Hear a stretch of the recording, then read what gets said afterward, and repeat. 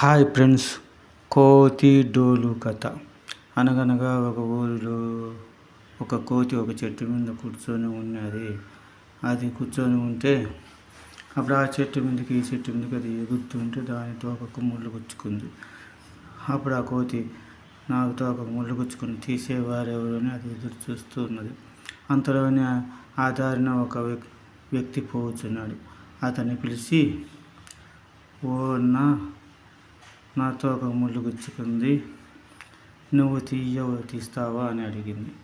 అప్పుడు నా దగ్గర ముళ్ళు తీసేకి సూది పిన్ను ఏమి లేవు, ఎలా తీయాలి అని. నా దగ్గర కత్తి తప్ప ఇంకేమీ లేదు అన్నాడు అతను.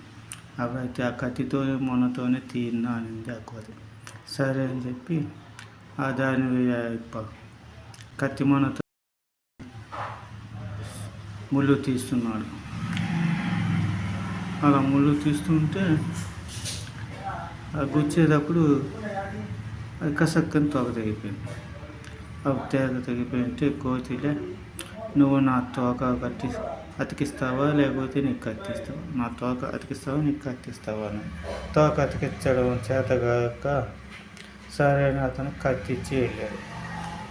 అప్పుడు ఆ కోతి ఆ కత్తి తీసుకొని తోక పోయింది, కత్తి వచ్చింది, తోక పోయింది, కత్తి వచ్చింది అనుకుంటూ అది పోతున్నది. ఒక చోట ఒక ఆమె కట్టెలు చేత్తో కొడుతూ ఉన్నది. అది చూసి కోతి, ఓమ్మ, నువ్వు చేత్తో కట్టెలు కొడితే నీ చెయ్యి నచ్చాది, ఈ కత్తి తీసుకొని కట్టెలు కొట్టుకో అనింది కోతి.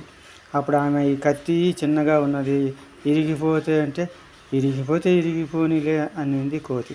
అప్పుడు ఆమె ఆ కత్తి తీసుకొని కట్టెలు కొడుతుంటే ఆ కత్తి ఇరిగిపోయింటే అప్పుడు కోతి, నా కట్టిస్తావా లేకపోతే నీ కట్టెలు ఇస్తావా, నా కత్తి ఇస్తావా నీ కట్టెలు ఇస్తావా అనేది.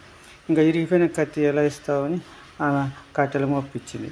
అప్పుడు కట్టెల మోపు కోతి నెత్తి మీద పెట్టుకొని కత్తివాయ కట్టెలొచ్చా అనుకుంటూ ముందుకు వెళ్ళింది.